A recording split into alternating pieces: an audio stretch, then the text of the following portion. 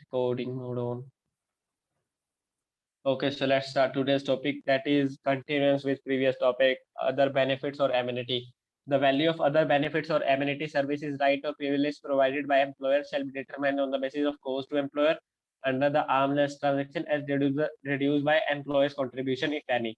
However, there will no taxable perquisite in respect of expenses on telephone, including mobile phone, actually incurred on behalf of the employee by employer. If an employer pays or reimburses the telephone bills or employee phone charge, there will be no taxable perquisite. इस perquisite को थोड़ा important mark करके चलो, ये वाला पूछते हैं कि वो अगर टेलीफोन के मतलब एक्सपेंसेस रीइंबर्स कर दिए या उसने एम्प्लॉय ने डायरेक्टली बोन कर दी उस केस में, तो क्या होते हैं वो नो परक्यूजिट मतलब टैक्सेबल परक्यूजिट नहीं आता, वो मतलब ऐसे ही वो दे देते हैं उसमें कि निकालो, मतलब ऐसे वैल्यू दे देते हैं। ऊपर वाला इतना वो नहीं है, लेकिन इस वाले में लिखो तुम इसको कि ये वाला थोड़ा ज्यादा इंपॉर्टेंट है कि टैक्सेबल परक्यूजिट मतलब अगर कोई हम टेलीफोन एक्सपेंसेस है टेलीफोन या मोबाइल के मतलब जैसे वही लिखा है टेलीफोन या इंक्लूडिंग मोबाइल फोन, जो भी एक्चुअली इंकर्ड होगा on behalf of employee by employee, मतलब या जो एम्प्लॉय ने इंकर किए उसको बाद में रिइंबर्समेंट होगी या उसे मतलब रिइंबर्समेंट बाद में मिल गई, तो उस केस में क्या होगा, नो टैक्सेबल परक्यूजिट होगा। या फिर जैसे अगर ऊपर वाले की बात करें, अगर कोई बेनिफिट या कुछ अलग से benefit other benefit prescribed by मतलब जो भी ऊपर से था वो अगर कोई उसमें कैरी नहीं करा, तो अगर कोई बेनिफिट या कोई ऐसी चीज सर्विसेज राइट कुछ ऐसा प्रोवाइड किया है, तो उस केस में क्या लेंगे, basis cost to the employer, मतलब एम्प्लॉयर को जो कॉस्ट आएगी वो कंसीडर करेंगे, वो भी arm length transaction. Arm length transaction होती है एक बेसिक मतलब वो होती है कि जो मार्केट में चार्ज कर होते हैं, मतलब ज्यादा हैवी अमाउंट में नहीं, ज्यादा कम, मतलब नॉर्मल बिजनेस ट्रांजेक्शन की जो अमाउंट होती है वो रिड्यूस बाय एम्प्लॉयज कंट्रीब्यूशन। अगर मान लो कोई एम्प्लॉयज ने कंट्रीब्यूट कर रखा हो तो वहां उसको हम लेस कर देंगे। क्लियर है ये तुम्हें, कोई डाउट है इसमें?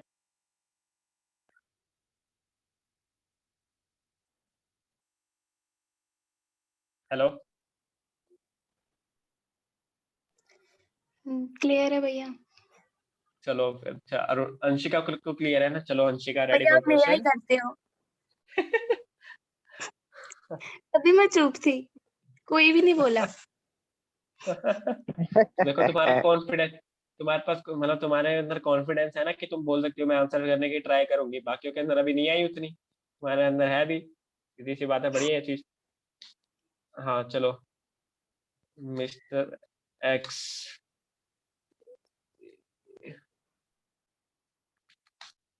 receive amount from employer rupees 5,000 per annum for mobile expense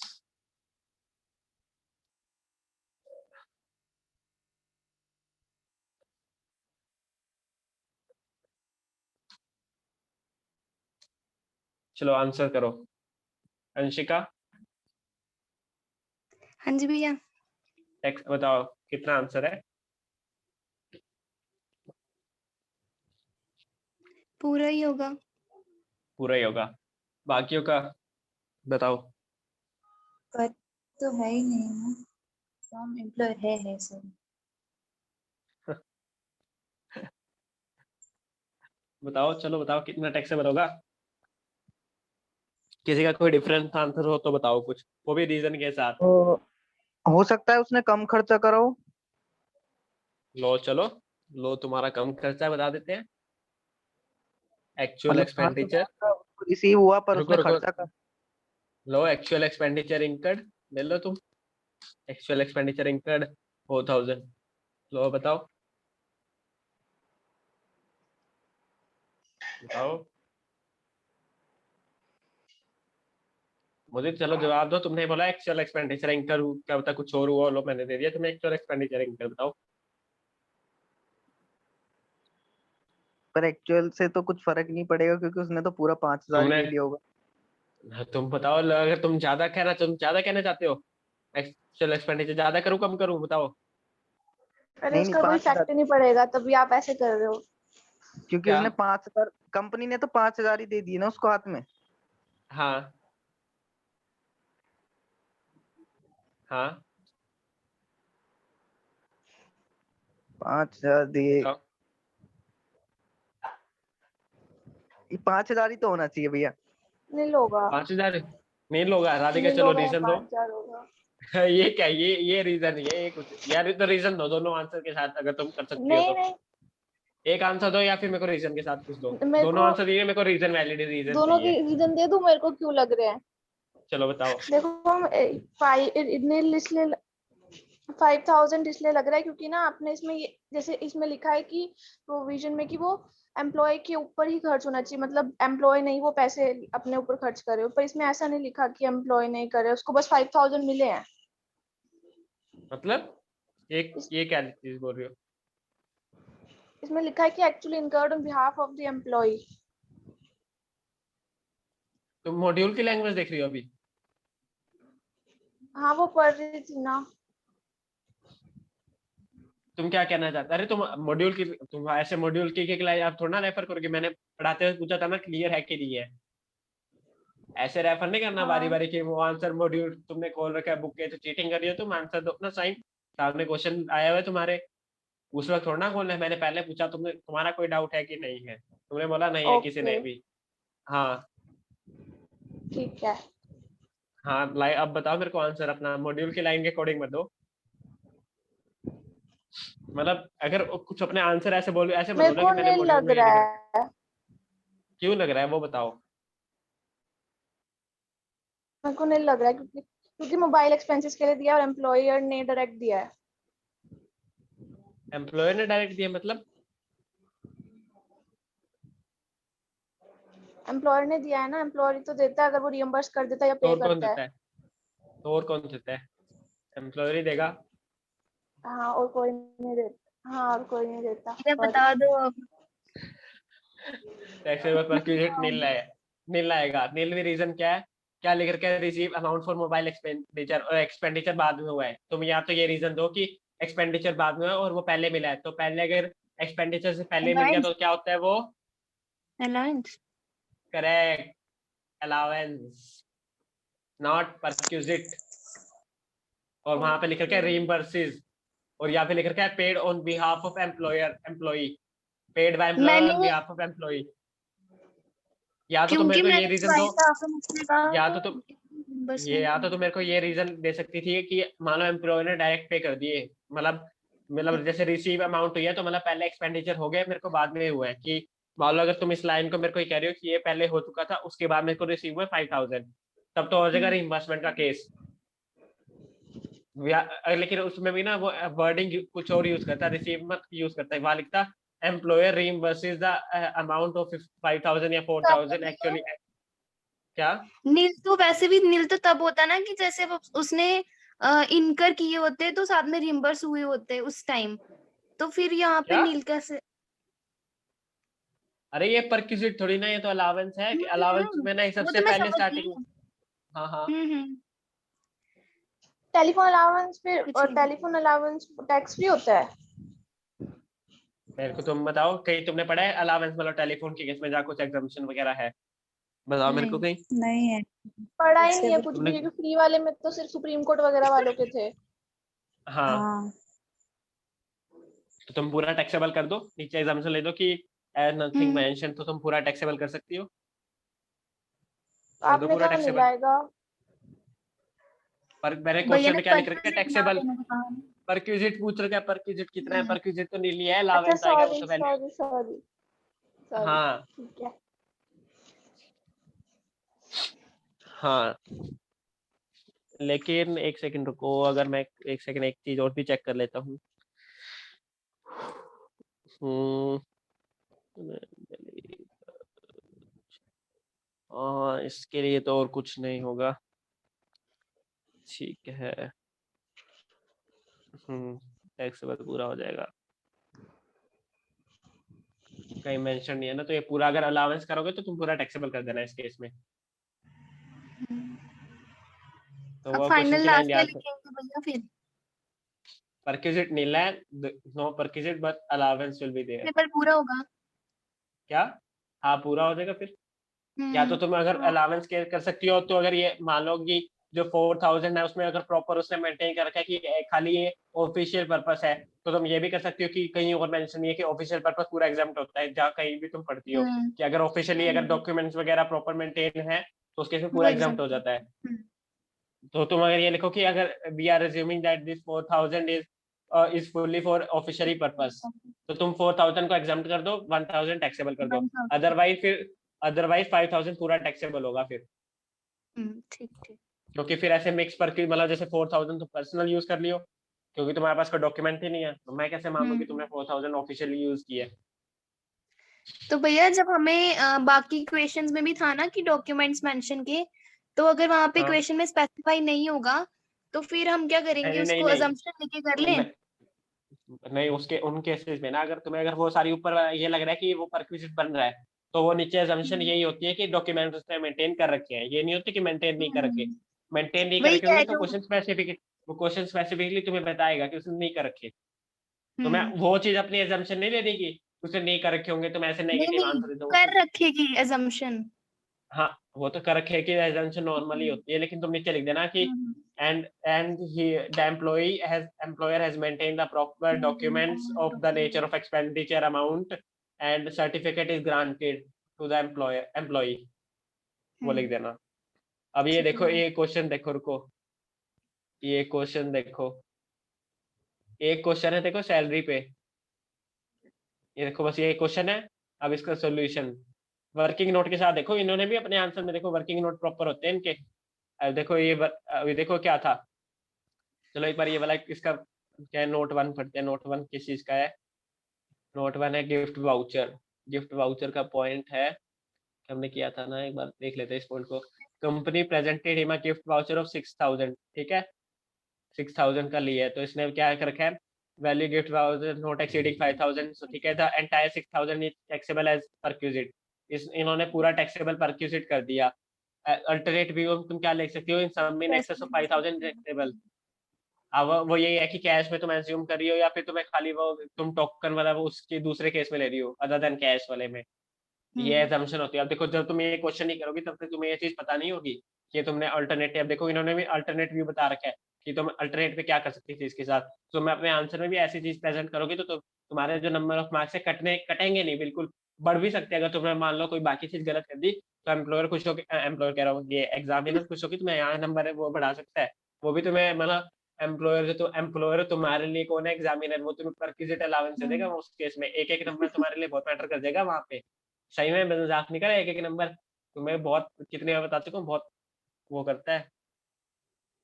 मतलब ये क्वेश्चन देखो कि क्या हर चीज बुद्धसार की। गिफ्ट वाला point, perquisite value of transfer of card हमने कल पढ़ा था 20% वाला। देखो वही डेप्रिसिएशन की कैलकुलेशन, फिर क्या लिख रखा है 50, मतलब जो भी है वो 15% SLM पर कंपनी इस एक्ट को अलाउ नहीं होगा, क्योंकि वो वो as per income tax act देखते हैं। ग्रेचुटी की कैलकुलेशन एक ही क्वेश्चन के अंदर। कल लीव मैंने एनकेशमेंट क्वेश्चंस की, किए थे ना मॉड्यूल के, हाँ कोई 10 बार, हाँ कुछ, हाँ 10-12 किए थे तो अच्छी तरह निकल रहे थे, बिल्कुल सॉफ्टली सॉफ्टली सारे पढ़ रखे थे ना स्टार्टिंग के। बढ़िया बढ़िया, गुड गुड। ओके चलो अभी आते हैं next perquisite, value of specified security और स्वेटिफिटी। The FMV of any specified security or sweat equity share being an equity share in company on the date of the option is exercised by employee shall be determined by follow. If shares are recognized on stock exchange, in case where on the date of exercise of option the share in a company is listed on recognized stock exchange, the FMV shall be the average of opening and closing price on the date of said stock on that exchange. Okay, ठीक है। सबसे पहले दूसरा भी एक बार पढ़ लेते हैं, क्या लिख रखा है। If shares are listed on more than one recognized, however the date of exercising the shares is listed on more than one, ठीक है, the FMV shall be taken on the average of offering price on the recognized stock exchange which record the highest volume of trading in the share, ठीक है। चलो एक बार ये भी हो गया। इस केस में हमें क्या रखना है, एक बार अंडरलाइन कर देते हैं, हाईएस्ट वॉल्यूम ऑफ, ठीक है, रखना है। इसमें क्या रखना है, एवरेज वैल्यू लेनी है, एवरेज वैल्यू ऑफ क्या, ओपनिंग और क्लोजिंग लेनी है, ठीक है। एक बार ये माइंड में रख लिया अपन ने। If no trading is share is done, अगर उस डे पे मान लो कोई ट्रेडिंग नहीं हो रही, जैसे फ्राइडे सैटरडे वहाँ पे ऑफ होता है, तो उस केस में क्या होगा, where on the date of exercising there is no trading, नहीं हो रही, तो FMV shall be closing price लेना हमने on the date closest to the date of exercising होगी, and immediately preceding such date, मतलब उस डेट से हमें प्रीसीडिंग लेनी है, ठीक है। ये हो गया, एक बार कंसीडर कर लिया हमने। And closing price of the share on stock exchange which record the highest volume of trading और होगा, अगर मान लो ऊपर वाली कंडीशन नहीं हो रही, मतलब ऊपर वाली क्या, अगर मान लो more than one recognised stock exchange थे, तो उस केस में क्या होगा कि लेकिन क्योंकि ये देखो जनरली देखो, जो अगर मोर देन रिकॉग्नाइज्ड के केस में क्या होता है, हाईएस्ट हम वो कंसीडर करते हैं, हाईएस्ट वॉल्यूम वाला, तो ये उसी केस की बात कर रहा होगा। If the closing price on the date of वही है कि इमीडिएटली प्रीसीडिंग सच डेट और मोर देन, वही आगे लिस्ट लास्ट वाले की दिया, more than one recognised stock exchange. ठीक है, अब ये लास्ट में ये परक्विजिट यहीं पे खत्म, चलो एक बार ये हो जाएगा, नीचे वो अलग से आ जाएगा, क्या है शेयर आर नॉट लिस्टेड हो गया, चलो वो अलग केस हो जाएगा। अब क्या लिख रखा है, क्लोजिंग प्राइस क्या ले रहा है, share recognised on a date shall be price of the last settlement, मतलब जो भी लास्ट सेटलमेंट होती है, मतलब बाय और सेल जो भी होगा, मतलब क्या है उसकी जो लास्ट सेटल होगा जिसपे शेयर या सिक्योरिटी जो भी उस डे पे वो कंसीडर करेंगे हम ओपनिंग, जिस पे डेट पे हमारा वो ओपन होता है, मतलब जब फर्स्ट बाय या सेल की वो लगती है, उस पे लेंगे हम। ठीक है, चलो अब पढ़ते हैं पूरा क्या था। कि देखो इसके अंदर तुम क्या करोगे, रिकॉग्नाइज स्टॉक एक्सचेंज है कि नहीं है, मान लो कि मतलब है, पहले केस में, सेकंड केस में आएंगे कि अगर वो रिकॉग्नाइज पे नहीं है, अगर रिकॉग्नाइज है मतलब और एक ही स्टॉक एक्सचेंज पे रजिस्टर, मतलब उस पर लिस्ट हो रखा है तुम्हारा शेयर, और तुम्हें मान लो क्या लिख रखा है स्वेट इक्विटी शेयर, तुमने पढ़ रखा है ना कंपनी लॉ में, स्वेट इक्विटी शेयर क्या होते हैं, कि अगर कोई मतलब स्पेसिफाइड सिक्योरिटी वो तुम्हें सीधा ही दे देगा, मतलब स्वेट इक्विटी शेयर का क्वेश्चन आएगा कि मान लो जैसे एम्प्लॉयज होते हैं नहीं, जैसे ईसोप वगैरह या इक्विटी शेयर हम हाँ वो वो प्रोवाइड कर देते हैं एम्प्लॉय को। लेकिन अगर वो जब भी अपने वो उसको क्या कहते हैं, वो जब एक्सरसाइज करेगा तो उस डेट की हम क्या लेंगे, एक तो देखो fair market value on the of the average of opening and closing price of that stock exchange, मतलब जैसे मान लो अगर तुम्हारा एनएसई पे रजिस्टर था तुम्हारा स्टॉक, तो उस डे पे मान लो जो भी तुम्हारे स्टॉक एक्सचेंज मतलब जो तुम्हारे शेयर की प्राइस थी ना, ओपनिंग वैल्यू और क्लोजिंग वैल्यू उस डे पे, मान लो जैसे तुमने 110 पे तुमने वो किया था, उस डेट की ओपनिंग 100 थी, क्लोजिंग वैल्यू आई 110, तो तुम दोनों का एवरेज ले लोगी 105 आ जाएगा उस डेट के, सीधी सी वैल्यू। और क्लोजिंग प्राइस हमने नीचे पढ़ लिया, क्लोजिंग ओपनिंग क्या होता है, जिस डे पे क्लोजिंग जिस जिस डेट पर उस डेट पे लास्ट ट्रांजैक्शन हुई होगी, लास्ट सेटलमेंट हुई होगी, और ओपनिंग होगा जिस डे पे तुम्हारी इनिशियल मतलब फर्स्ट स्टार्ट हुआ होगा सेटलमेंट तुम्हारी। एक तो वो हो गया सीधी सी बात, क्लोजिंग ओपनिंग, और उसका तुम्हें एवरेज लेना है।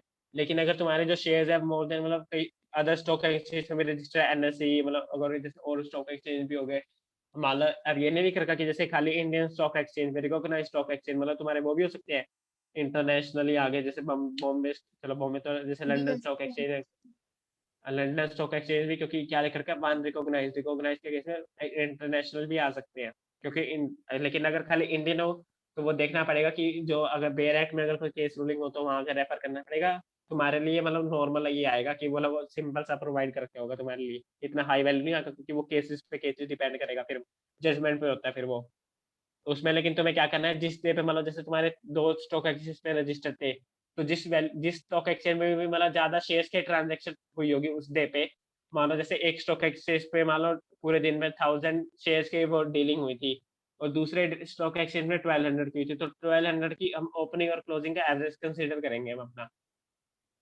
मतलब दोनों के मिला के एवरेज नहीं लेंगे, खाली जिसकी हायर वैल्यूम ऑफ ट्रेडिंग होगी शेयर्स की, हायर वॉल्यूम होगी जिसमें, जैसे 1200 का है तो वो हम उसकी एवरेज ले लेंगे ओपनिंग और क्लोजिंग का।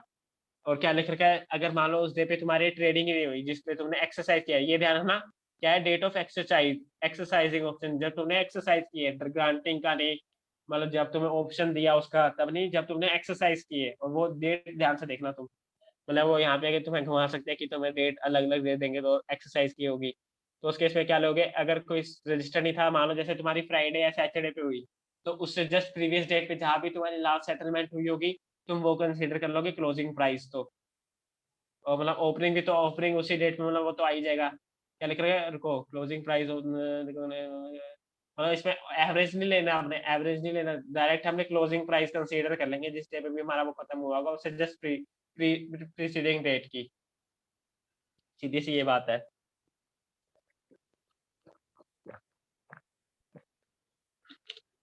और ऐसे अगर तुम्हारा ज्यादा स्टॉक एक्सचेंज पे रजिस्टर्ड है, तो जिस पे भी हायर वॉल्यूम हुई थी उसकी तुम क्लोजिंग प्राइस ले लोगे, और मान लो जैसे फ्राइडे सैटरडे को हुई थी, दोनों में मतलब ट्रेडिंग हुई नहीं कोई भी, तो उससे जैसे थर्सडे को जो भी ट्रेडिंग हुई होगी तो उस ट्रेड की हम क्लोजिंग प्राइस कंसीडर कर लेंगे। ये हो गया, चलो ये वाला। अब लिख रखा है share are not listed on stock exchange in cases where on the date of exercising option the share in company is not listed on any stock exchange fair market value of the values and determined by merchant banker on a specified date. Specified date क्या होती है, जैसे क्या लिख रखा है, date क्या लिख रखा है, case where date of exercising, क्या लिख रखा है, exercising of option share is not listed, मतलब कहीं लिस्टेड ही नीचे स्टॉक एक्सचेंज पे, FMV shall be value on the determined by merchant banker. Merchant banker मतलब जो भी तुम्हारे केस में मर्चेंट बैंकर जो डील कर रहा होगा उस केस में on the specified date. Specified date क्या होती है वो नीचे बताता है, क्या डेट ऑफ एक्सरसाइजिंग ऑप्शन और date earlier than date of exercising और option not being date is more than 180 days earlier than the date of exercising option. मतलब या तो मतलब प्रीवियस 6 मंथ्स की हो जाएगी तुम्हारी, जिस डेट पे तुमने एक्सरसाइज किया उससे जस्ट प्रीवियस 6 मतलब 180 डेज की आ गई तुम्हारी, not being earlier than the date of, मतलब जैसे तुमने 1/10/2020 को किया था तो उसके तुम्हारे प्रीवियस 6 मंथ्स मतलब 6 मंथ्स मतलब डेज में तुम देख लेना 180 डेज जहाँ भी है तो वहाँ कंसीडर कर लेना उसको, मतलब उन दोनों में से जो भी तुम्हारे रेलेवेंट लगे ना, मतलब जो भी तुम्हारे केस में एप्लीकेबल हो सके तो वो लेंगे। अब देखो ये थोड़ा जजमेंट में डिपेंड कर सकता है कि, लेकिन ऊपर वाले वो थोड़े जजमेंट पे नहीं करेंगे। ऊपर वाले में भी देखो जो खाली सिंगल स्टॉक एक्सचेंज पे उस पे आएगा कि जो तुमने एवरेज लेना है बस, खाली इतना आ सकता है।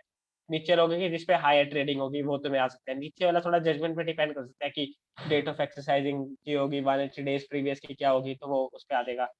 और लास्ट में क्या नोट में दे दिया, very any amount recovered for employee, कि जो देखो स्वेट इक्विटी है उसमें क्या होता है, नील वैल्यू पे प्रोवाइड होते हैं उनको, या फिर मतलब कुछ भी कम वैल्यू पे, तो उस केस में जो भी हम उससे अमाउंट रिकवर हो जाएगी वो हम लेस कर देंगे उस वैल्यू से परक्विजिट के लिए। तो सीधा सही है, नीचे ये वाला क्वेश्चन अपने आप तुम कर लेना। अलॉटेड, ठीक है भैया हाँ भैया ये जो नॉट लिस्टेड वाला पॉइंट था ना, सेकंड वाला एक्सप्लेन कर दो प्लीज, रिपीट कर दो। हाँ देखो इन क्या लिख रखा है, in case where date of इसमें सीधी सी बात है, देखो अगर तुम्हारा कोई स्टॉक एक्सचेंज पे रजिस्टर्ड है तुम उसको क्या लोगे, एफएमवी लोगे, फेयर मार्केट वैल्यू, जो मर्चेंट बैंकर डिसाइड करेगा। मर्चेंट बैंकर होते हैं मतलब जो तुम्हारे केस में शेयर मतलब वो परचेज की शेयर की जो तुम्हारा डील कर रहा है उस केस पे मर्चेंट बैंकर, या तुम अगर कोई डेफिनेशन रेफर कर सकते हो मर्चेंट बैंकर की सेक्शन 2 के अंदर कि वो क्या कह रहा है। चलो नेक्स्ट सेशन में क्या मैं उसमें सेक्शन 2 हमारे पास पढ़ा है, मैं उसकी वहाँ पे चेक कर लेते हैं अगर डिफाइन करके मतलब हम कोई जनरल क्लॉजेज एक्ट में वहाँ डील करना होगा, और क्या मर्चेंट बैंकर ने कब स्पेसिफाई कर रखा होगा, मतलब लास्ट टाइम या जब भी, या तो डेट ऑफ एक्सरसाइजिंग ऑप्शन उसी डेट पे कर रखा हो या फिर प्रीसीडिंग मॉनेटरी डेज के अंदर कभी भी कर रखा हो, वो डेट ले लेंगे हम, वो रेट ले लेंगे मतलब जो भी हमें लेना है।